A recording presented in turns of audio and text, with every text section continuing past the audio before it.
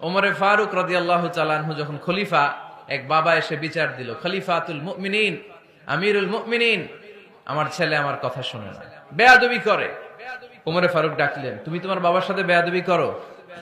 এটা তো কবিরা গুনাহ, তুমি তো জাহান্নামে যাবে এরকম করলে। ছেলে বলে, হ্যাঁ আমিরুল মুমিনিন, সব দায় দায়িত্ব কি আমাদের? বাবা মার দায়িত্ব নাই? ওমরে ফারুক বললেন, আছে। কি দায়িত্ব আছে?